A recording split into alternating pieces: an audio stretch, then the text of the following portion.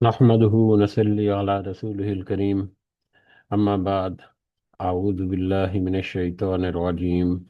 بسم الله الرحمن الرحيم. رب اشرح لي صدري ويسر لي أمري واحلل عقدة من لساني يفقهوا قولي. ربي يسر ولا تعسر وتمم بالخير. اللهم لا سهل إلا ما جعلته سهلا وأنت تجعل الحزن إذا شئت سهلا. اللهم انفعنا بما علمتنا وعلمنا ما ينفعنا وزدنا علما. آمین یا رب العالمین۔ آج ہم انشاءاللہ اللہ کے خاص فضل و کرم سے، اس کی خاص رحمت اور توفیق سے، ریاض الصالحین کی جو جلد اول ہے، والیوم 1، اس کا چیپٹر نمبر 129، 129 نمبر چیپٹر، اس سے آج ہم اپنے سبق کا آغاز کریں گے اور کچھ احادیث کو سمجھنے کی کوشش کریں گے۔ سب سے پہلے ہم اسی کی حمد اور اسی کا شکر اور اسی کی تعریف کرتے ہیں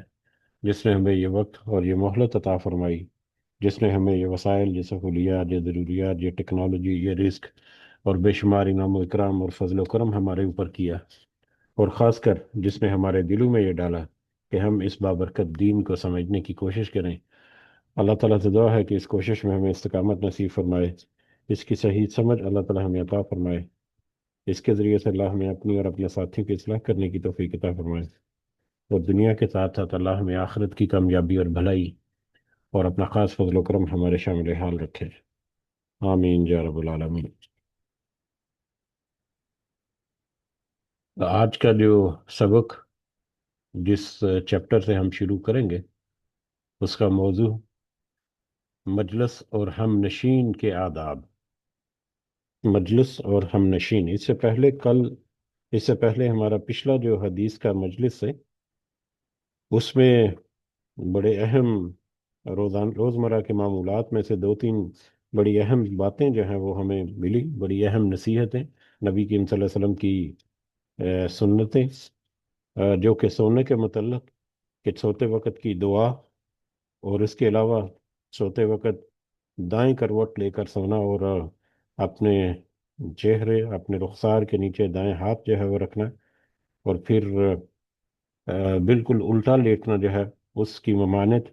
اور چت لیٹنا یعنی سیدھا لیٹنا اس کی اجازت جو ہے، اور پھر بیٹھنے کے انداز جو ہیں ان میں، کہ جس طرح سے پاؤں کے بل یا کولا نیچے لگا کر گھٹنوں کے گرد بازوں کا حلقہ بنا کر جب بیٹھا جاتا ہے، وہ بیٹھنے کے انداز بھی ہم نے ویژول امپیکٹ، ویژول اس کے دیکھا تھا۔ تو اس طرح سے بیٹھنے سے بھی سنت نبی کریم صلی اللہ علیہ وسلم کی ثابت ہے، لیکن اس طرح سے بیٹھنا وہ جمعہ کے خطبہ کے دوران اس کی اجازت نہیں، اس سے منع کیا گیا۔ اور پھر ایک بیٹھنے کا انداز جس میں پیچھے کی طرف بایاں ہاؤنڈ جو ہے، ہاتھ جو ہے وہ پیچھے رکھ کر اس کے اوپر اپنا وزن ڈال کر بیٹھنا جو ہے، اس طرح سے بیٹھنے کی ممانعت بھی ہمیں ملی۔ تو پچھلا سبق جو ہے اپنی اپنی جو ہماری روزمرہ کو معمولات ہیں، ان میں دو تین ہماری عادات جو ہیں ان کو فائن ٹیون کرنے کے لیے بڑی بڑی اہم رہنمائیاں ہمیں ملتی تھی۔ آج ہم دیکھتے ہیں ہمارا اگلا سبق جو ہے مجلس اور ہم نشین کے آداب۔ اس میں بھی یقیناً ہمارے لیے بہت اہم وصیت نصیحت ہوگی نبی کریم صلی اللہ علیہ وسلم کی، ان کی سنت کے بارے میں ہمیں پتہ چلے گا۔ مجلس، سب سے پیاری، سب سے خوبصورت مجلس جس کو ہم بطور خاص مرد جو ہیں وہ پاتے ہیں، یقیناً خواتین بھی اگر وہ کوشش کر رہے ہیں تو ہر ہفتے میں ایک مجلس جو ہے بڑی خوبصورت وہ ہمارے ہاں سجتی ہے، مسلمانوں کے ہاں، مسلمان امت کے ہاں، وہ ہے جمعہ کی مجلس۔ جمعہ کے دوران جس کا لوگوں کا اکٹھا ہونا، وہاں پر بیٹھنا، اور پھر جمعہ کا خطبہ، اللہ کا ذکر اذکار، اور پھر جمعہ کے دوران باقی جو اس خطبہ کے دوران نوافل کی ادائیگی وغیرہ، اور پھر درود جو ہے وہ زیادہ سے زیادہ بھیجنا۔ تو ایک بڑی خوبصورت محفل، ایک بڑی خوبصورت مجلس ہے جو ویکلی بیس پر مسلمان جو ہیں وہ اس کا اہتمام کرتے ہیں، اور وہ لوگ بہت خوش قسمت ہیں جو اس مجلس کا حصہ بنتے ہیں۔ اس کے علاوہ ہماری دیگر بہت ساری مجلسیں ہوتی رہتی ہیں، کسی تقریب وغیرہ پہ، کوئی آپس میں کسی کو دعوت کرنے کے معاملات میں، یا دیگر مطلب شادی بیاہ بھی ہوگی، دیگر رسم و رواج بھی بہت سارے ہیں ہمارے، تو دیگر بھی بہت ساری مجالس جو ہیں وہ ہوتی رہتی ہیں۔ تو اس کے علاوہ مجلس جو ہے وہ کسی بھی طرح سے لوگوں کا اکٹھا ہونا ہے، جیسے ہمارا یہ جو پروگرام چلتا ہے اس کو بھی ہم مجلس کے نام سے کہتے ہیں۔ یہ بھی کچھ افراد جو ہیں وہ مل کر ایک جگہ پر بیٹھتے ہیں کسی مقصد کے لیے۔ اسی طرح سے آن لائن کانفرنسز وغیرہ جو ہوتی ہیں وہ بھی مجلس ہی شمار ہوتی ہیں، مختلف انداز سے، جس طرح سے بھی مطلب وائس چیٹس وغیرہ ہوتی ہیں، گروپ چیٹس وغیرہ ہوتی ہیں، تو یہ سارے مجلس ہیں۔ وہ گو کہ ان کی نوعیت مختلف ہوتی ہے، ان کے حالات و واقعات جو ہیں مختلف ہوتے ہیں، مختلف جگہوں پر ہوتی ہیں، لیکن اس میں کہیں نہ کہیں ایک یا دو مجلس کے آداب جو ہیں وہ ہمیں مل جائیں گے، جو کہ اگر ہم دیکھیں اپنے آپ کو تو اس میں ہو سکتا ہے کہ ہمیں یقیناً اصلاح کرنے کی ضرورت ہو۔ تو لہٰذا اس اعتبار سے بھی یہ چیپٹر جو ہے یہ ہمارے لیے اہم ہوگا انشاءاللہ، کہ ہم آپس میں جب ملیں بیٹھیں، آپس میں ایک دوسرے کے ساتھ مجلس کا اہتمام کریں، تو اس صورت میں ہمیں ایک دوسرے کے لیے کیا مطلب رومز چھوڑنے چاہیے، کس طرح سے ایک دوسرے کے ساتھ کوآرڈینیٹ کرنا ہے، کیا چیز اس میں اچھی ہے، اجازت ہے، کس چیز سے منع کر دیا گیا۔ تو چند کچھ چیزیں جو ہیں وہ ہمیں ان احادیث میں ملیں گی جو اس چیپٹر میں ہیں۔ تو شروع کرتے ہیں آج کا سب سے پہلی جو حدیث ہے، اس والیوم کی حدیث نمبر 825 ہے، 825، اور اس چیپٹر کی حدیث نمبر 1۔ یہ بخاری اور مسلم میں روایت ہے حضرت ابن عمر رضی اللہ تعالیٰ عنہما سے، کہ رسول اللہ صلی اللہ علیہ وسلم نے فرمایا، تم میں سے کوئی شخص یہ نہ کرے کہ کسی آدمی کو اس کی مجلس سے اٹھا کر پھر خود اس پر بیٹھ جائے، لیکن تم مجلس میں فراخی اور گنجائش پیدا کرو۔ اور حضرت ابن عمر رضی اللہ تعالیٰ عنہ کا معمول تھا کہ جب کوئی آدمی آپ رضی اللہ تعالیٰ عنہ کی خاطر مجلس سے اٹھ کھڑا ہوتا تو آپ اس کی جگہ نہ بیٹھتے۔ اب یہ مجلس سب سے بنیادی جو بات اس میں ہمیں پتہ چلی مجلس کے آداب میں، دو تین باتیں اسی ایک روایت میں جمع ہیں۔ ایک تو جب مجلس میں جائیں، جیسا کہ تذکرہ ہوا کہ جمعہ کا خطبہ یا جمعہ کی مجلس جو ہے وہ ایک بڑی خوبصورت ہر ہفتہ ہفتہ وار مجلس ہمارے یہاں، اس کے علاوہ دیگر بھی کہیں جگہ پر، تو اگر کسی مجلس میں بندہ بعد میں جائے تو اس میں پہلے سے بیٹھے ہوئے افراد جو ہیں وہ کسی سیٹ پر، کسی کرسی پر، کسی جگہ پر، جیسے بھی مجلس کے آداب ہیں یا وہ اہتمام ہے، تو کہیں پر جو بیٹھا ہوا ہے تو اس کو اس مجلس سے اٹھا کر خود اس کی جگہ پر بیٹھنا جو ہے وہ اس سے منع کر دیا گیا، اس کو اچھا نہیں سمجھا جاتا۔ تو لہذا جب ہم مجلس میں جائیں تو خالی جگہ دے کر یا خالی جگہ پر بیٹھیں، کسی کو اٹھا کر مجلس میں نہیں۔ ہاں البتہ کوئی وہاں پر عزت تکریم کی خاطر، کسی بزرگی کی خاطر رسپیکٹ کرتے ہوئے خود ہی اٹھ کر اپنی جگہ چھوڑ دے اور آفر کرے کہ آپ میری جگہ پر بیٹھ جائیں، تو ایسی صورت میں تو مطلب ممکن ہے، لیکن کسی کو خود سے اٹھا کر اس کی جگہ پر بیٹھنا، اس کی یہاں پر ہمیں ممانعت ملتی ہے۔ دوسرا، تم مجلس میں فراخی اور گنجائش پیدا کرو، یہ بڑا اہم ایک نقطہ ہے۔ فراخی اور گنجائش، مجلس جو ہے وہ جو بھی جہاں پر بھی اس کا اہتمام ہے، جیسے مسجد میں، مسجد کا جو ہال ہے وہی ایک ہال ہے، اس کی چار دیواری ہے، یا دیگر تقریبات جو ہوتی ہیں اس میں ایک ایک جگہ جو ہے وہی اس کی گنجائش ہوتی ہے۔ تو فراخی اور گنجائش کا مطلب یہ ہے کہ اگر پہلے آنے والے افراد جو ہیں وہ ترتیب سے بیٹھیں اور اگلی صفوں میں جا کر بیٹھیں، اور بعد میں آنے والے لوگ جو ہیں وہ آسانی سے پیچھے کھلی جگہ جو ہے وہ محسوس کریں گے اپنی اپنی جگہ کو پانے کے لیے۔ ورنہ اگر سکیٹرڈ انداز میں بیٹھیں گے، کوئی ادھر بیٹھا ہے، کوئی ادھر بیٹھا ہے، کوئی ادھر بیٹھا ہے، تو کچھ ہی دیر میں وہ مجلس جو ہے وہ بھری بھری فیل ہوگی، وہ اس میں گنجائش کم فیل ہوگی۔ جو آنے والا نیا جو ہے اس کو پہلے دیکھنا پڑے گا کہ کہاں پر اس کے لیے جگہ خالی ہے، پھر وہاں پر وہ پہنچے گا، کسی کو پھلانگتا ہوا پہنچے گا، کہیں پر کسی کو کونی لگے گی۔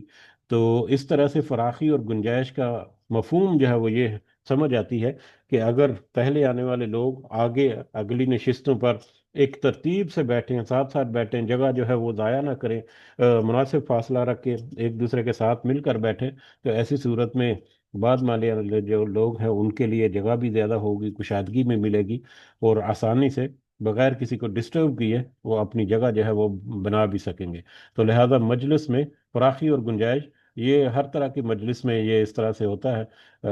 آن لائن کانفرنسز میں تو اس طرح سے نہیں ہوتا، لیکن جو فزیکل کانفرنسز ہے اس میں یقیناً یہ ایک بہت اہم نقطہ ہے سمجھنے کا۔ اور پھر اس کے علاوہ اور ابن عمر رضی اللہ تعالیٰ عنہما کا معمول تھا کہ جب کوئی آدمی آپ کی خاطر مجلس سے اٹھ کھڑا ہوتا تو آپ اس کی جگہ پر نہ بیٹھتے، یہ ان کا زہد اور تقوی یا ان کا ادب تھا اس مجلس کا یا اس بندے کا، ادروائز اس کی اجازت جو ہے وہ ضرور موجود ہے۔ یہ حضرت عمر ابن عمر رضی اللہ تعالیٰ عنہما کا اپنا ایک تقوی کو اور زیادہ بہتر کرنے کا ایک عمل تھا، جس کا یہاں پر تذکرہ جو ہے وہ ملا۔ اسی حدیث کو سامنے رکھتے ہوئے حافظ صلاح الدین یوسف، جنہوں نے اس کی تشریح لکھی ہے یا اس کے فوائد لکھے ہیں، انہوں نے کچھ اور اضافی پوائنٹس بھی یہاں پر ایڈ کیے ہیں ان فوائد میں۔ گو کہ مجھے لگتا ہے کہ ان کا براہ راست تعلق شاید اس حدیث سے نہ ہو، کسی مجلس یا کسی محفل سے، وہ انہوں نے ناجائز تجاوزات کی کافی ساری ذکر کیا ہے، کہ کہیں پر کسی دکان کے سامنے یا کسی جگہ پر پبلک پلیس میں کوئی آدمی آ کر جب بیٹھ جاتا ہے اپنی کوئی پروڈکٹ بیچنے کے لیے، ٹھیلا وغیرہ لگاتا ہے، تو کوئی دوسرا جو ہے وہ اس کی جگہ پر نہیں بیٹھ سکتا۔ ہاں اگر فکس جگہ نہیں ہے، جیسے کہ ریڈی بان وغیرہ ہوتے ہیں، تو وہ اگر جگہ عدل بدل ہوتی ہے تو ایسی صورت جو ہے وہ الگ ہے، لیکن ناجائز تجاوزات کے نام پر بہت ساری معاملات میں جو خرابیاں جو ہیں وہ ہمیں نظر آتی ہیں۔ تو بہرحال یہ اس طرح کے موضوعات پر پھر تھوڑی سی انہوں نے یہاں پر تصحیح کی ہے کہ ہمارے معاشرے میں اس طرح سے معاملات جو ہیں وہ بڑے بڑے مطلب پیچیدہ جو ہے وہ بھی ہوتے ہیں، اور اس میں اکثر جو ہے وہ تلخی بھی ہمیں نظر آتی ہے۔ اگلی حدیث کی طرف بڑھتے ہیں، جو کہ حضرت ابو ہریرہ رضی اللہ تعالیٰ عنہ سے مروی ہے۔ یہ صحیح مسلم کی روایت ہے کہ رسول اللہ صلی اللہ علیہ وسلم نے فرمایا، جب تم میں سے کوئی شخص کسی مجلس سے اٹھے پھر واپس آ جائے تو اس جگہ کا زیادہ حقدار ہے۔ یعنی کسی جگہ سے اٹھے، جیسے مجلس میں جیسے کہ تذکرہ ہو، میری نظر میں تو سب سے خوبصورت مجلس جو ہے وہ تو جمعۃ المبارکہ کا جو خطبہ ہے وہی آتی ہے۔ اس کے علاوہ دیگر مجلس جو ہے وہ بھی اس میں ہے، کہ اس میں اگر بیٹھے ہوئے ہیں سارے ترتیب کے ساتھ، اور مجلس میں کوئی ایک آدمی بیٹھا ہے، تو وہ اپنی جگہ سے اٹھ کر کسی حاجت کے لیے یا کسی عارضی ضرورت کے لیے کہیں پر اپنی جگہ چھوڑتا ہے، تو واپس جب آئے گا تو وہ پہلا حقدار ہے کہ واپس اسی جگہ پر بیٹھے۔ جیسا کہ مسجدوں میں ہم دیکھتے ہیں جمعہ کے دن کہ لوگ جو ہیں وہ آ کر پہلے نفل وغیرہ پڑھتے ہیں، اور اس کے بعد پھر وہ قرآن مجید کو مثال کے طور پر لینے کے لیے جاتے ہیں، سورہ کہف وغیرہ تلاوت وغیرہ کرنے کے لیے، تو وہ قرآن مجید اٹھ کر لے کر لینے کے لیے جب اٹھیں، بعد میں کوئی دوسرا بندہ جو ہے وہ اس کی جگہ پر براجمان ہو جائے، تو یہ کیفیت یا اس کی اجازت نہیں ہے۔ جو اٹھ کر گیا ہے وہ پہلا حقدار ہے کہ واپس اس کو وہی جگہ جو ہے وہ ملے۔ اسی طرح سے دیگر جتنے بھی مجلسیں ہیں اس میں اسی طرح سے ہو سکتا ہے کوئی شادی بیاہ کی تقریب یا جس طرح کے معاملات ہیں، کوئی کرسی چھوڑ کر کوئی پانی وغیرہ لینے گیا ہے یا کچھ ہی بھی حاجت کے لیے گیا ہے، تو واپس جب آئے تو اس جگہ کا وہ حقدار ہے۔ اس کے علاوہ اور ہمارے دین کی خوبصورتی کس قدر ہے کہ اتنی چھوٹی چھوٹی چیزیں جو ہیں وہ بھی کس قدر ہمیں تفصیل سے تذکرہ ہیں۔ اور بلکہ ایک ویڈیو کلپ میں سن رہا تھا کسی ایک مفتی صاحب کا، اللہ تعالیٰ ہمارے سارے مفتیان کو اور ہمارے علماء کو دنیا میں بھی اور آخرت میں بھی بہترین جزا اور مقام عطا فرمائے کہ وہ ہماری رہنمائی کرتے ہیں۔ تو وہ فرما رہے تھے کہ نبی کریم صلی اللہ علیہ وسلم کی سنت اور ان کی احادیث کو اس انداز میں جمع کیا گیا، اور بعد میں اس انداز سے اس کو کمپائل کر کے، اس کو فائن ٹیون کر کے، اس میں سے جو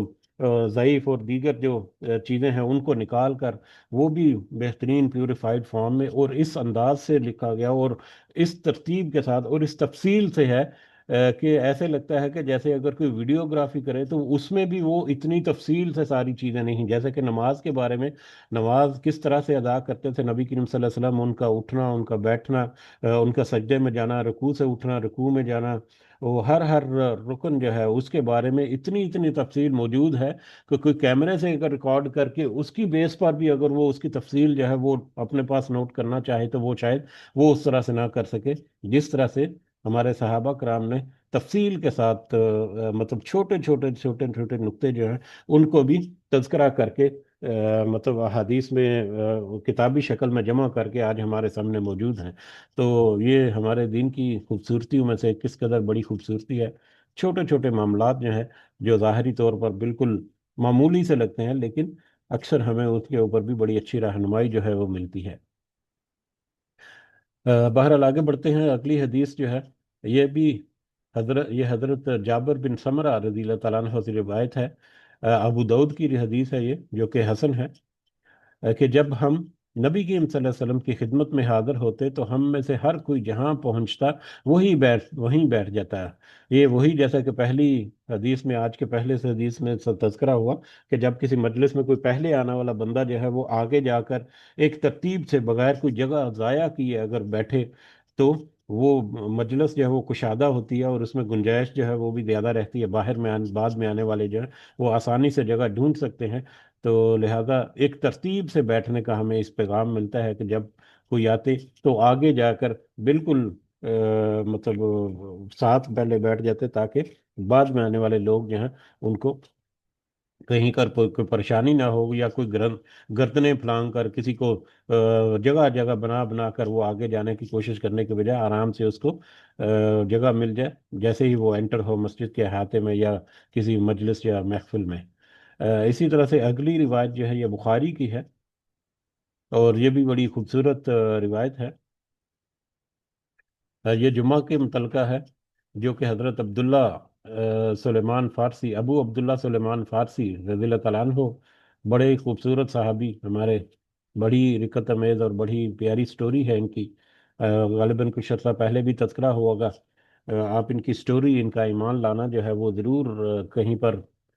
سٹڈی کریں، دیکھیں، اس سے ایمان کی مضبوطی جو ہے وہ بڑھتی ہے۔ سبحان اللہ۔ بہرحال حضرت ابو عبداللہ سلمان فارسی رضی اللہ تعالیٰ عنہ سے روایت ہے کہ رسول اللہ صلی اللہ علیہ وسلم نے فرمایا، جو آدمی جمعہ کے دن غسل کرے اور امکانی حد تک خوب پاکیزگی حاصل کرے، گھر میں موجود تیل یا خوشبو کا استعمال کرے، پھر وہ جمعے کی ادائیگی کے لیے گھر سے نکلے اور مسجد میں پہنچ کر دو آدمیوں کے درمیان گھس کر ان کو ایک دوسرے سے جدا نہ کرے،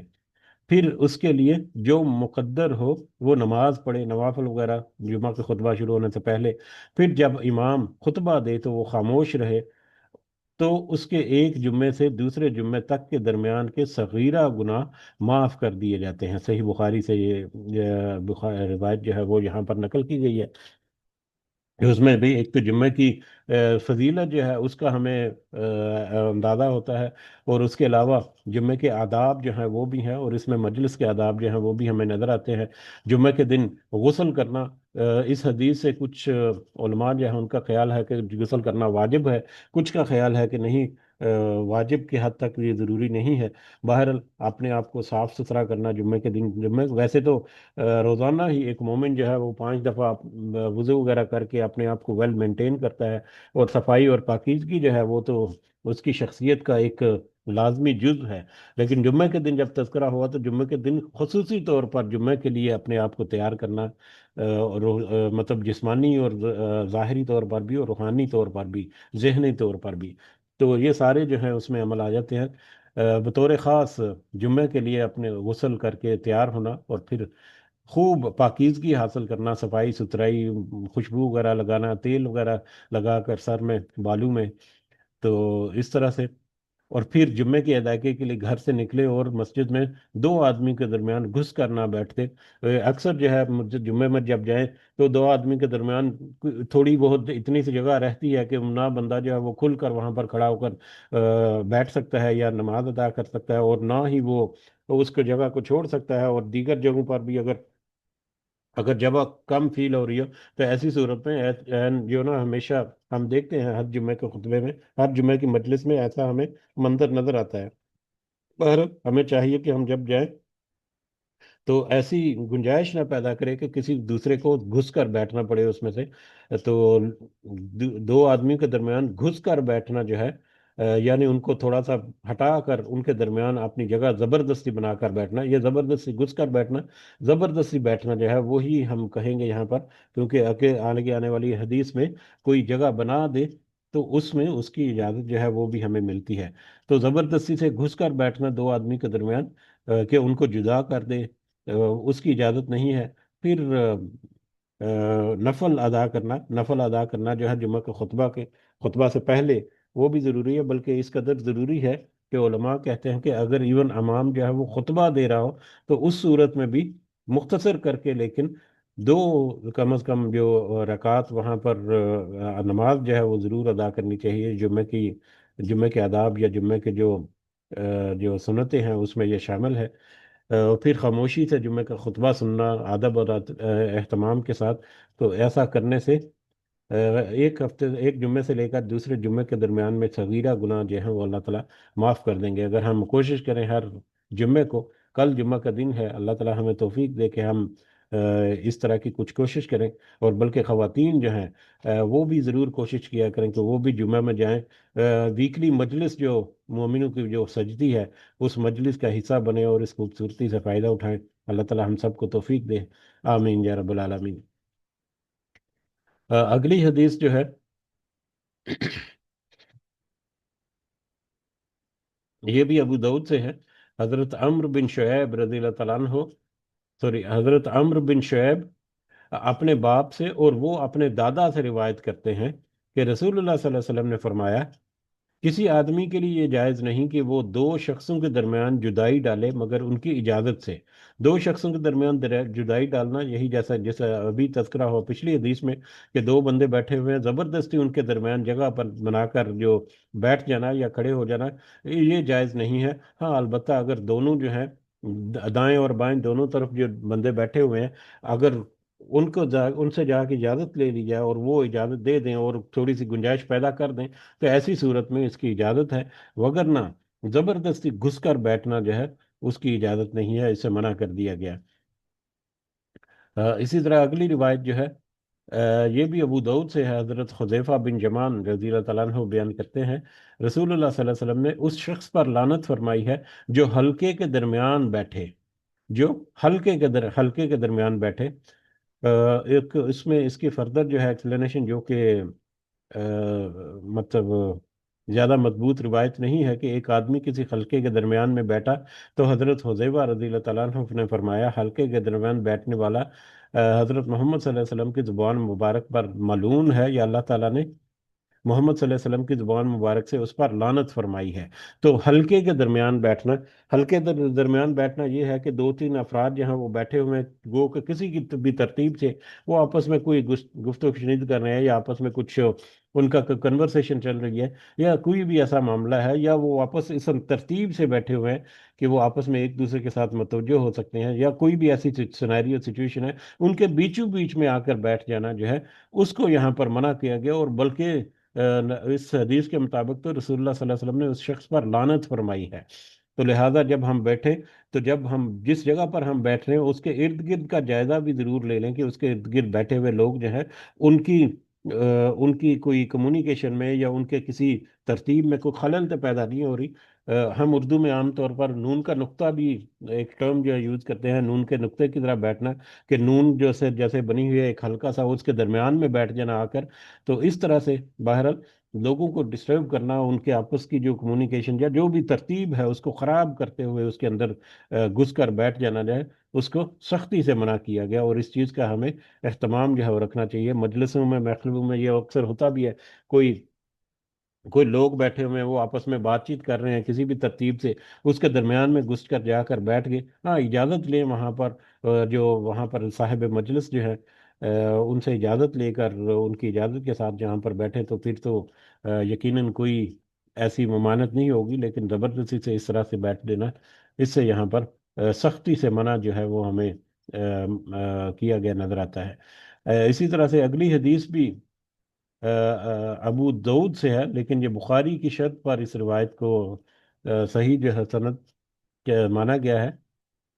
یہ حضرت ابو سعید خدری رضی اللہ تعالیٰ عنہ سے روایت ہے کہ میں نے رسول اللہ صلی اللہ علیہ وسلم کو فرماتے ہوئے سنا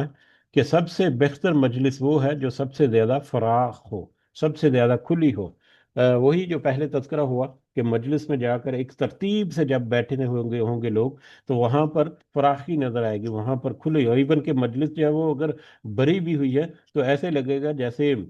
بہت سارے لوگ ہیں، اور میکسیمم کیپیسٹی کا جو بینیفٹ جو ہے وہ اس مجلس کا وہ لیا گیا محسوس ہوگا۔ تو بہترین مجلس ہو جو فراخ ہو، جس میں جگہ جو ہے وہ ضائع نہ کی گئی ہو، دو لوگ جو بیٹھے ہوں ان کے درمیان خام ساتھ جگہ، یعنی تین چار لوگ جو ہیں وہ ایسے انداز سے بیٹھے ہیں، اگر تھوڑا سا وہ ایڈجسٹ ہو جاتے تو آرام سے ایک دو بندے اور جو ہیں اس میں ایڈجسٹ ہو سکتے تھے۔ تو یہ فراخی کا مطلب یہ ہے کہ ترتیب کے ساتھ، اور مطلب ساتھ ساتھ بیٹھنا، جگہ کو ضائع کیے بغیر بیٹھنا، اور اگلی صفوں میں پہلے بیٹھنا، تو یہ مجلس کی خوبصورتیوں میں سے ایک خوبصورتی ہے۔ اسی طرح اگلی حدیث جو ہے، یہ ترمذی سے روایت ہے۔ حضرت ابو ہریرہ رضی اللہ تعالیٰ عنہ سے رسول اللہ صلی اللہ علیہ وسلم نے فرمایا، جو شخص کسی مجلس میں بیٹھا اور اس نے بہت سی لا یعنی باتیں کی، بس اپنی اس مجلس سے کھڑے ہونے سے قبل اس نے کہا، اے اللہ تو پاک ہے اپنی خوبیوں کے ساتھ، میں گواہی دیتا ہوں کہ تیرے سوا کوئی معبود نہیں، میں تجھ سے گناہوں کی معافی مانگتا ہوں اور تیری طرف رجوع کرتا ہوں، تو اس مجلس کے گناہ تو اس کے مج تو اس مجلس کے گناہ معاف کر دیے جاتے ہیں۔ یہ کفارہ کے مجلس کی دعا ہے، اس کے بارے میں دو احادیث ہم بھی دیکھیں گے، ایک حدیث یہ ہے، ایک اس سے اگلی ہی حدیث ہے۔ اس حدیث میں جو الفاظ ہیں اس کے مطابق لا یعنی باتیں اگر، یعنی کوئی ایسی مجلس جس میں کوئی خاص ایسی فائدے کی بات نہیں ہے، اور یہ فائدے کی باتیں جو ہیں یہ یقیناً وہ فائدے کی باتیں ہیں جو آخرت میں فائدہ دینے والی کی، جو دنیا داری کی باتیں جو ہیں جس میں صرف دنیا کو ہی موضوع بنایا گیا ہے، یا صرف دنیا کی ہی باتیں کی جائیں، گاڑیوں کی باتیں ہو رہی ہیں، کپڑے لباس کی باتیں ہو رہی ہیں، دیگر اس طرح کی باتیں ہو رہی ہیں جو دنیاوی فائدہ تو ہو سکتا ہے دے، لیکن آخرت کا فائدہ نہ دے، یا اس کے علاوہ خوش گپیاں خام خواہ سے کرتے رہنا جو ہے وہ بھی سارا کچھ، فضول گوئیاں جو ہے وہ بھی سارا کچھ آ جاتا ہے۔ تو یہ ایک ایسی مجلس کا تذکرہ ہے جس میں کوئی خاص اللہ تعالیٰ کا ذکر، اللہ تعالیٰ کے نام کا کوئی اہتمام جو ہے اس طرح سے نہیں ہے۔ تو ایسی مجلس سے اٹھ کر جانا جو ہے، اس صورت میں بھی یہ دعا جو ہے وہ پڑھ لینی چاہیے، یہ کفارہ مجلس کی دعا جو کہ ہماری روزانہ کی دعا میں جس کا جو شامل ہے، سبحانک اللہم و بحمدک، اشہد ان لا الہ الا انت، استغفرک و اتوب الیک۔ خوبصورت چھوٹی سی دعا ہے، اس کو جمع کے سیغے کے ساتھ ہم آج کل اپنی مجلس کے اختتام پر پڑھتے ہیں۔ یہ جو ہے وہ واحد کے سیغے کے ساتھ ہے، سبحانک اللہم و بحمدک، اشہد ان لا الہ الا انت، استغفرک و اتوب الیک، کہ اس کا ترجمہ ایک دفعہ پھر دیکھتے ہیں۔ اے اللہ تو پاک ہے اپنی خوبیوں کے ساتھ، میں گواہی دیتا ہوں کہ تیرے سوا کوئی معبود نہیں، میں تجھ سے گناہوں کی معافی مانگتا ہوں اور تیری ہی طرف رجوع کرتا ہوں۔ اگلی حدیث جو ہے، اس میں بھی یہی دعا جو ہے وہ ہمیں نقل ہوئی ملے گی۔ یہ حضرت ابو برزہ رضی اللہ تعالیٰ عنہ سے روایت ہے، اور یہ بھی ابو داود میں بھی ہے، مستدرک حاکم میں بھی ہے یہ حدیث، کہ رسول اللہ صلی اللہ علیہ وسلم جب کسی مجلس سے کھڑے ہونے کا ارادہ فرماتے تو آخر میں یہ کلمات ارشاد فرماتے، وہی سبحانک اللہم و بحمدک، اشہد ان لا الہ الا انت، استغفرک و اتوب الیک۔ تو اس کا ایک مرتبہ ایک آدمی نے یہ پڑھتے ہوئے سنا، تو اس آدمی نے کہا، یا رسول اللہ صلی اللہ علیہ وسلم، آپ ایسی باتیں فرما رہے ہیں جو پہلے نہیں فرماتے تھے۔ تو آپ صلی اللہ علیہ وسلم نے فرمایا، یہ ان بے فائدہ باتوں کا کفارہ ہے جو مجلس میں ہو جاتی ہیں۔ مجلس میں جب بیٹھے ہوئے ہیں، کوئی گپ شپ ہو رہی ہے، کوئی بات چیت ہو رہی ہے، چاہے وہ کتنا بھی اچھا ہے، نیک ہے، کسی بھی مطلب علمی اور روحانی سطح پر بندہ ہے، باتیں کرتے کرتے کوئی آپس میں کوئی ہنسی مذاق ہو گیا، کوئی بیچ میں کوئی خدا نہ خواستہ چگلی چگلی اور غیبت وغیرہ کے کچھ معاملات جو ہیں وہ بھی، ایسے شیطان جو ہے وہ حملہ آور ہوتا ہے کہ وہ جب شروع ہو جائے تو بڑی مزے لے لے کر ہم لوگ کرتے ہیں۔ اس کے علاوہ کوئی ہو سکتا ہے کہ کوئی سلپ آف ٹنگ کی وجہ سے کوئی بات جو ہے وہ اس طرح سے منہ سے نکل گئی، اکثر علماء جو ہے وہ اس پر بھی معافی کر مانگتے ہیں، یہ خطبات وغیرہ میں جتنے دیکھیں تو وہ کہیں نہ کہیں ایون کہ سلپ آف ٹنگ جو ہے یہ تو بڑا عام سا ایک مطلب ایک بڑی عام سی کمزوری ہے جو اکثر لوگوں میں جو ہے پائی جاتی ہے، جب وہ لمبی گفتگو کرتے ہیں، لمبی ڈیبیٹس وغیرہ ہوتی ہیں، تو اس میں ہو سکتا ہے کہ کسی लफ्ज़ को किसी दूसरी तरह से पेश कर दिया जाए, ये भी अन मुमकिन है। इसके अलावा दीगर भी मजलिस में कुछ ऐसी बातें हो सकती हैं, चाहे वो दीनी मजलिस हो, चाहे वो दुनियावी मजलिस में तो होता ही दुनियावी किस्म की बातें हैं, लेकिन दीनी जो रूहानी मजलिस जो है उसमें भी कोई ऐसी कमी बेशी का इम्कान जो है वो ज़रूर रहता है। हो सकता है किसी को पता ना चले, वो अलग बात है, लेकिन अगर कोई ऐसा खदशा जो है, किसी भी ऐसे खदशे को दूर करने के लिए या उससे अल्लाह ताला के तौबा जो है वो करने के लिए कि अगर भूल चूक में, जाने अनजाने में, कोई ला इल्मी में, कोई स्लिप ऑफ टंग की वजह से कोई ऐसी बात या ऐसे कोई फेल जो है वो हो गया, तो अल्लाह ताला से दुआ करना और उसकी तरफ रुजू करना जो है, ये मजलिस की अख्ताम पर ये दुआ जो है पढ़ने का फ़ायदा है। और इस खूबसूरती के यकीनन अल्लाह ताला उसको उस तौबा को या उस दुआ को कबूल भी करने वाला है। तो मजलिस की दुआ या कफारा मजलिस की, सुबहानक अल्लाहुम्मा व बिहम्दिका अशहदु अन ला इलाहा इल्ला अंता अस्तगफिरुका व अतूबु इलैक। हमारे एक बहुत खूबसूरत साथी हैं जो आजकल इस मजलिस में शामिल नहीं होते, उनके साथ जब फ़ोन के ऊपर बात हो, थोड़ी सी लंबी गुफ्तगू हो, तो वो फ़ोन बंद करते हुए भी ये दुआ जो है वो पढ़ देते हैं। इसी तरह से फ़ोन बंद करते हैं सलाम लेने से पहले या सलाम लेकर साथ ही ये दुआ जो है वो पढ़ते हैं। कितना खूबसूरत उनका अमल है, अल्लाह ताला उनके अमल को कबूल फरमाए और हमें भी इसकी तौफीक दे कि बातों के दरमियान में कोई हंसी मजाक या इस तरह की बातें होती हैं तो अल्लाह ताला से फिर माफ़ी तलब करना और फिर अल्लाह ताला की तरफ रुजू करना जो है, ये हमें हमारा दीन जो है वो सिखाता है। अब अगली दुआ जो है वो भी अगली हदीस में भी मजलिस की ही एक दुआ है जो कि बड़ी खूबसूरत दुआ है, जिसको याद करना चाहिए। मैं भी याद तो नहीं कर सका, लेकिन अलबत्ता उसको समझने की हम कोशिश करेंगे। ये जो है ये तिरमिजी से यहाँ पर नकल की गई है। ये रिवायत जो है हजरत इब्न उमर रज़ियल्लाहु तआला अन्हु से रिवायत है कि कम ही ऐसा होता कि नबी करीम सल्लल्लाहु अलैहि वसल्लम उनका इन कलमात को कहे बगैर मजलिस से उठ जाते। बहुत कम ऐसा होता, यानी नबी करीम सल्लल्लाहु अलैहि वसल्लम की ये फिक्स्ड सुन्नत थी या उनका तरीका था या उनकी ये फिक्स आदत थी कि वो जब भी किसी मजलिस से उठते तो ये कलमात या ये दुआ जो है उसको ज़रूर पढ़ते। ये कलमात जो है उसको मैंने एक तरतीब के साथ मतलब जमा किया कल, ताकि हम इसको समझ सकें, इसकी खूबसूरती को समझ सकें। तो ये दुआ जो है, इसके अल्फाज जो हैं हमारे सामने ऐसे हैं।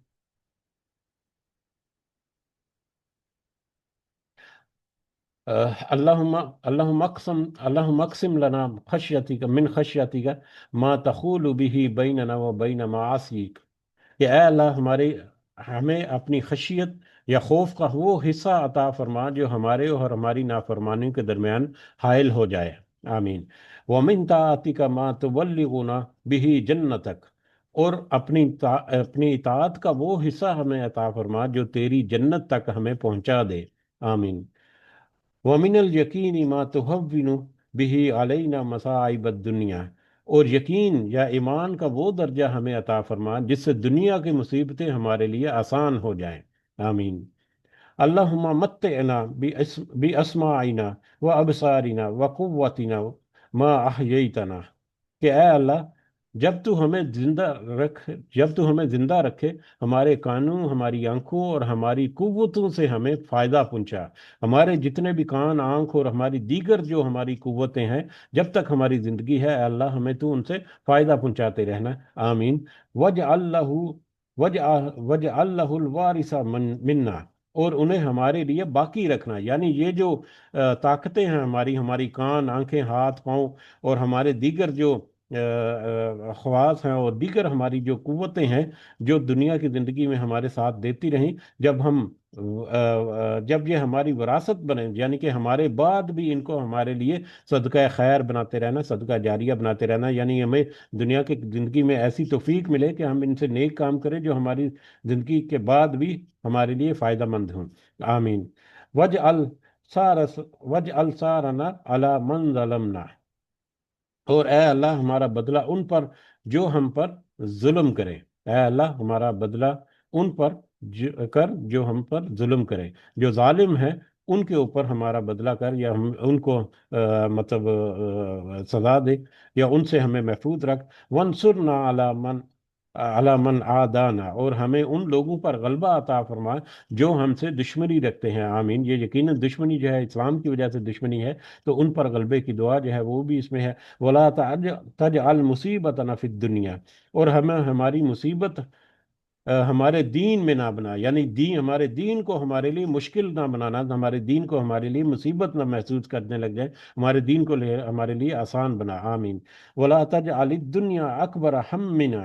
ولا مبلغ علمنا، اور دنیا کو ہمارا سب سے بڑا مقصد اور علم کو ہی ہمارا آخری ہدف نہ بنا دے، دنیاوی علم کو، یعنی کہ ہم دنیا میں ہی کھبے رہیں، اور ہمارا جو علم جو ہے وہ صرف ہم دنیا کے نفع کے لیے ہی ہم اس کو استعمال کریں، یا دنیا کا نفع ہی اس میں ڈھونڈتے رہیں، ہمیں اس سے محفوظ رکھنا۔ آمین۔ ولا تسلط علینا من لا یرحم ولا تسلط علینا من لا یرحمنا، اور ہم پر ایسے لوگوں کو مسلط نہ کرنا جو ہم پر رحم نہ کرے، یعنی ظالم حکمرانوں سے ہماری حفاظت فرما۔ آمین یا رب العالمین۔ یہ دعا جو ہے اٹ سیلف ایک کمپلیٹ پیکج، بہت ہی خوبصورت دعا، اپنے الفاظ کے اعتبار سے، اپنے معنی کے اعتبار سے، اپنی وسعت کے اعتبار سے۔ اور یہ دعا جو ہے نبی کریم صلی اللہ علیہ وسلم کی سنت تھی کہ جب بھی وہ کسی مجلس سے اٹھتے تو یہ دعا جو ہے وہ ضرور ادا کرتے، تو لہذا ہم کوشش کریں گے، یہ میں شیئر کر دوں گا گروپ میں، کوشش کریں گے کہ اس دعا کو ہم یاد کریں، یا کم از کم اس کو 2 4 دفعہ پڑھ کر ہماری زبان کے اوپر جاری ہو جائے، کہ جب بھی کوئی مجلس جو ہے وہ اختتام ہو تو ہمارے ذہنوں میں یہ دعا جو ہے ضرور ہو۔ اگر ہم اس کو ادا کر سکیں، اس دعا کے ان الفاظ کو، تو یقیناً وہ ہمارے لیے ایک خوبصورت اضافہ ہوگا ہمارے دنیا کے عمل میں۔ اللہ تعالی ہمیں اس پر عمل کرنے کی توفیق عطا فرمائے۔ آمین۔ آگے بڑھتے ہیں، اگلی حدیث جو ہے یہ ابو داؤد سے ہے، حضرت ابو ہریرہ رضی اللہ تعالیٰ عنہ سے مروی ہے۔ رسول اللہ صلی اللہ علیہ وسلم نے فرمایا، جو لوگ کسی مجلس سے اللہ کا ذکر کیے بغیر اٹھ جاتے ہیں تو وہ ایسے ہیں جیسے وہ کسی مردار گدھے کے پاس سے اٹھے ہیں، اور یہ مجلس ان کے لیے حسرت کا باعث ہوگی۔ یہ کس قدر معنی خیز یہاں پر مثال جو ہے دے کر تذکرہ کی، کہ کوئی بھی مجلس جس میں انسان جو ہے، آدمی جو بیٹھتا ہے، تو وہاں پر ایک تو اس مجلس میں اللہ کا ذکر ہونا چاہیے، اس مجلس میں پاک اور اچھی باتیں ہونی چاہیے، فضول کوئی وغیرہ جو ہے اس کو پرہیز کرنا چاہیے، صرف دنیا کی ہی باتیں کرتے رہنا جو ہے اس سے گمان۔ بہت سارے ایسے ٹاپکس ہیں جو کہ کامن انٹرسٹ کے ہو سکتے ہیں، کچھ ایسی قباحت بھی نہیں کہ ان سارے ٹاپک کے اوپر بات کی جائے۔ ہو سکتا ہے کہ ظاہری طور پر وہ اسلام سے متعلقہ نہ لگتے ہوں، جیسا کہ اکثر جو ہے وہ پولیٹکس کے اوپر بات کرنا شروع کر دیتے ہیں، تو پازیٹیو انداز میں پولیٹکس کے اوپر بات کریں، ملک میں کیا ہو رہا ہے، کیا حالات و واقعات چل رہے ہیں، کون کیا کر رہا ہے، اتھینٹک انفارمیشن کی بیس پر کسی کے اوپر الزام لگانا، لان تان کرنا، یا اس طرح کی غیبت اور چغلی وغیرہ سے اپنے آپ کو بچاتے ہوئے اس طرح کے موضوعات کے اوپر بات کرنا، مطلب دنیا میں ٹیکنالوجی آج کل کس طرح ایڈوانس چل رہی ہے، اس کے ہمارے بچوں پر امپیکٹ کیا ہے، ہمارے آئندہ نسلیں جو ہے اس سے کس طرح سے متاثر ہوں گی، یہ موضوع جو ہے وہ زیر بحث ہو سکتا ہے۔ بے شمار ایسے موضوعات ہیں جو ظاہری طور پر تو ایسے لگتا ہے کہ جس میں دین کا ذکر نہ ہو، لیکن ہماری زندگی، ہمارا مستقبل، ہمارے حالات و واقعات، وہ ان کے اوپر وہ مشتمل ہوتی ہیں، تو اس میں کوئی قباحت ایسی نہیں ہے۔ البتہ فضول گوئی یا دیگر جو بری مجلس کی جو باتیں ہیں، ان سے اپنے آپ کو ضرور بچا کر رکھنا چاہیے، اور پھر مجلس کے آخر اس میں پھر اللہ کا ذکر کریں، یا یہ بھی اہتمام کریں کہ جس طرح کی بھی مجلس ہے اس میں کوئی ایک آدھ حدیث یا ایک آدھ جملہ یا ہلکا پھلکا تذکرہ جو ہے قرآن کا، حدیث کا، نبی کریم صلی اللہ علیہ وسلم کی کسی سنت کا، وہ کر دیں، آپس میں ایک دوسرے کو یاد دہانی کرا دیں، تو یہ یقیناً مجلس کا حق بھی ادا ہوگا اور خوبصورتی میں بھی اضافہ ہوگا۔ وہ بہرحال جس طرح کی بھی مجلس ہو، اس کے اس کے اٹھنے کے بعد، یہ مجلس جو ہے گدھے کے پاس بیٹھنے جیسی مجلس جو ہے، وہ اس کا مطلب وہی ہے کہ لغو باتیں، فضول باتیں، اور مطلب فضول میڈیا ٹاکس ہو رہی ہیں، اور سوشل میڈیا کے اوپر باتیں ہو رہی ہیں، اس طرح کی باتوں سے اجتناب کرنا چاہیے، اور پھر اس سے اٹھنے کے بعد پھر اللہ کا ذکر کرنا اس سے اٹھتے ہوئے، جیسے کہ یہ دعائیں، 2 دعائیں جو ہم نے دیکھی، تو یہ ہماری مجلس کی نہ صرف خوبصورتی میں اضافہ کریں گی بلکہ ہمارے اجر میں بھی یقیناً اضافے کا باعث ہوں گے۔ اسی طرح سے اگلی حدیث جو ہے یہ بھی سابق راوی سے روایت ہے، حضرت ابو ہریرہ رضی اللہ تعالیٰ عنہ سے، ترمذی سے نقل کی گئی یہاں پر، کہ نبی کریم صلی اللہ علیہ وسلم نے فرمایا، جو لوگ کسی مجلس میں بیٹھیں اس میں اللہ کا ذکر نہ کریں اور نہ اپنے نبی پر درود بھیجیں تو یہ مجلس ان کے لیے حسرت یا آگ ہوگی، پس اگر اللہ چاہے گا تو انہیں عذاب دے گا، اور چاہے گا تو معاف فرما دے گا۔ اب یہ حسرت ہونا جو ہے، یہ پچھلی حدیث میں بھی یہی الفاظ تھے کہ ایسی مجلس جو ہے ان لوگوں کے لیے حسرت ہوگی جو اہل مجلس ہوتے ہیں۔ تو حسرت یعنی ایک دفعہ یہ مجلس کا وقت تھا، ایک مختصر وقت کے لیے وہ مقرر ہوئی مجلس، اس کے بعد وہ مجلس برخاست ہوگی اور وہ وقت جو ہے وہ ہاتھ سے نکل گیا۔ اب بعد میں آنے والا وقت یہ قیامت کا وقت بھی ہو سکتا ہے، یا بعد میں زندگی کا بعد کا آخری وقت بھی ہو سکتا ہے، یا بعد میں کبھی یاد آئے کہ میں نے تو اپنا وقت جو ہے ضائع کر دیا، میں اگر اللہ کی طرف متوجہ رہتا ہے اور کچھ دعا اذکار کرتا ہے یا کچھ اس طرح سے معاملات کرتا تو میرے لیے کیا یہ اچھا ہوتا۔ تو یہ حسرت ہو جانا یعنی وقت کو ضائع کر دیا، وقت کے مطلب ایک موقع تھا اللہ کا ذکر کرنے کا، اس مجلس میں دوسروں کو لوگوں کو بتانے کا، یا ایٹ لیسٹ اس مجلس کے اختتام پر کفارہ مجلس کی دعا ادا کرنے کا، کہ وہ موقع جو ہے وہ ضائع کر دیا۔ تو ہو سکتا ہے کہ کل کو کوئی ایسا وقت آئے جس میں وہ حسرت لگے کہ کاش کہ میں اپنی اس مجلس میں اللہ کا ذکر کرتا، یا وہ اس مجلس سے اٹھتے ہوئے اللہ کے حضور اپنی دعا جو ہے وہ پیش کرتا کفارہ مجلس کی دعا کی صورت میں۔ تو یہ حسرت جو ہے وہ ہو سکتا ہے کہ کل کو بنے، لہذا آج جب ہم اپنی مجلس میں بیٹھیں تو اللہ کا ذکر کریں،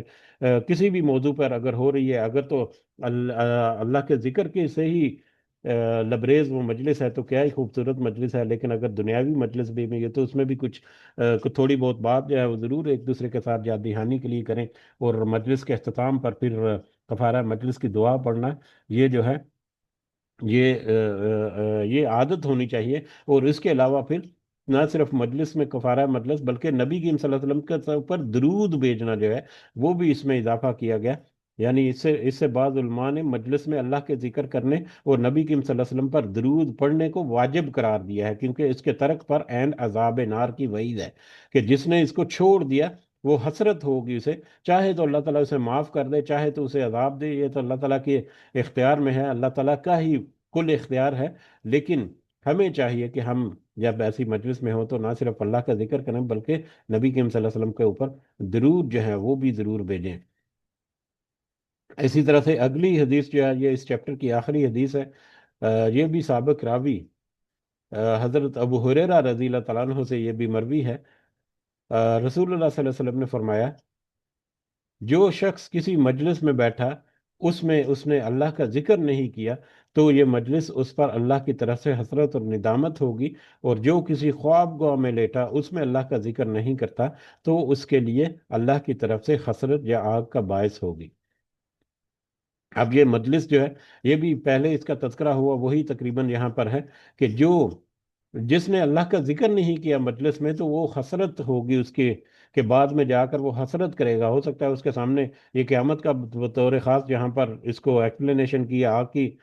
کی یہاں پر ایک وارننگ جو ہے وہ ہے، جہنم کی آگ کی وارننگ ہے اس سے۔ تو حسرت کل کو یہ نہ ہو کہ اللہ تعالیٰ پکڑے اور پھر کہے کہ تو نے فلاں فلاں وقت میں فلاں فلاں وقت یا فلاں فلاں مجلس یا فلاں فلاں جگہ پر اپنا وقت جو ہے ضائع کیا، تمہارے پاس وقت تھا تم اللہ کا ذکر کرتے تو شاید مطلب تو تمہارا جو ہے وہ معاملہ درست ہوتا۔ تو اس وقت اگر سوچے تو اس وقت حسرت کی بجائے آج دنیا میں جب مہلت اور موقع ہے تو آج ہمیں چاہیے تو اس سے فائدہ اٹھائیں۔ اسی طرح سے خواب گاہ میں لیٹا یعنی رات کو سوتے وقت کی دعا جو ہے جس نے وہ بھی نہیں پڑھی، یا سونے کے اذکار ہیں، سونے سے پہلے دیگر جتنے بھی معمولات ہیں جن کا تذکرہ ہمیں احادیث میں ملتا ہے اللہ کے ذکر کا، جو اس نے بالکل بھی سب کچھ چھوڑ دیا، کوئی چھوٹی سی دعا ایون کہ سونے کی دعا جو ہے جب بستر پر جا کر لیٹے تو وہ بھی اگر کسی نے نہیں پڑھی، جو کہ ایک آدھ جملے پر مختصر سی دعا ہے، تو پھر ایسا بندہ تو یقیناً وہ حسرت جو ہے وہ کرے گا۔ تو لہذا ہمیں اہتمام کرنا چاہیے کہ چھوٹی چھوٹی دعائیں اور جو چیزیں جو ہیں ان کو اپنی روزمرہ کی زندگی میں حصہ بنائے ہیں، اس کا اپنی عادت کا حصہ بنائے اسے۔ تو یہاں پر صلاح الدین یوسف صاحب جو ہیں انہوں نے اپنی تشریح میں وہی جس کا ہلکے پھلکے انداز میں پہلے ہم تذکرہ کر چکے کہ ہماری مجلسیں جو ہیں اس میں لان تان اور یہ بدگوئی وغیرہ اور تشنیع وغیرہ یعنی کہ ایک دوسرے کی غیبت کرنا اور نفرت و دعوت پھیلنا، یہ اس طرح کی ساری باتیں جو ہیں وہ ہوتی رہتی ہیں۔ تو ہمیں چاہیے کہ ان باتوں سے اپنے آپ کو بچائیں، اس لیے ضروری ہے کہ ہر مسلمان ان سے اپنا دامن بچائے، البتہ مجلسوں میں اللہ کا اور رسول صلی اللہ علیہ وسلم کی باتیں کی جائیں، علمی مباحث ہوں، مسلمانوں کے حالات اور ان کی اصلاح پر بات گفتگو ہو، مسلمانوں کی پستیوں کا تجزیہ کیا جائے اور ان کی ترقی اور عظمت رفتہ کی بازیافت پر مذاکرہ اور مناقشہ ہو، وغیرہ وغیرہ، یعنی مختلف جو فائدہ مند چیزیں، باتیں جو ہیں وہ کی جائیں مجلس میں، تو وہی ہمارے لیے زیادہ بہتر ہے۔ اور ایسی ہی مجلس کا، بلکہ فضول گوئی والی مجلس جو ہے اس کا حصہ بننے سے ہی کوشش کرنی چاہیے کہ معذرت کر لی جائے، کہیں پر کوئی مووی اور فلم کی باتیں چل رہی ہیں، کہ وہ بے شمار ایسی چیزیں، ہم سب کو پتہ ہے ان چیزوں کا۔ تو ہمیں ایک تو مجلس جب موقع ملے اچھی مجلس کا تو اس میں ضرور جانا چاہیے، مجلس میں اہتمام کرنا چاہیے اچھی باتوں کا، دین کی باتوں کا، اور پھر اس میں فضول گوئی وغیرہ جو ہے اس سے اجتناب کرنا چاہیے، اور پھر مجلس کے اختتام پر پھر کفارہ مجلس کی دعا اور دوسری دعا جو ہے، جو میں کوشش کروں گا گروپ میں شیئر کر دوں، اس دعا کو ضرور اہتمام کے ساتھ تذکرہ کریں۔ اللہ تعالی ہمیں توفیق دے کہ ہم ان معاملات میں اپنی اصلاح کر سکیں اور اپنے معاملات کو درست کریں۔ آمین یا رب العالمین، وما علینا الا البلاغ المبین۔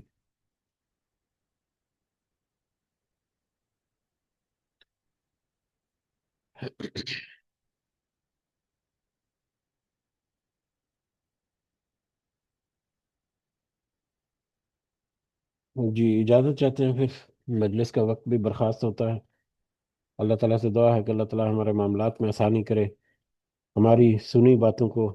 اللہ تعالیٰ ہمارے دلوں میں ڈال کر اس کی صحیح سمجھ جو ہے وہ ہمیں عطا فرمائے، اور اس کے مطابق اپنے معاملات کو درست کرنے کی اللہ تعالیٰ ہمیں توفیق عطا فرمائے۔ آمین یا رب العالمین۔ رب ارحمہما کما ربیانی صغیرا، رب ارحمہما کما ربیانی صغیرا، رب ارحمہما کما ربیانی صغیرا۔ ربنا آتنا في الدنيا حسنة وفي الآخرة حسنة وقنا عذاب النار۔ ربنا ظلمنا أنفسنا وإن لم تغفر لنا وترحمنا لنكونن من الخاسرين۔ ربنا تقبل منا إنك أنت السميع العليم وتب علينا إنك أنت التواب الرحيم۔ سبحان ربك رب العزة عما يصفون وسلام على المرسلين والحمد لله رب العالمين۔ سبحانك اللهم وبحمدك نشهد أن لا إله إلا أنت نستغفرك ونتوب إليك۔ آمین یا رب العالمین۔ جزاکم اللہ خیرا کثیرا۔ السلام علیکم ورحمۃ اللہ وبرکاتہ۔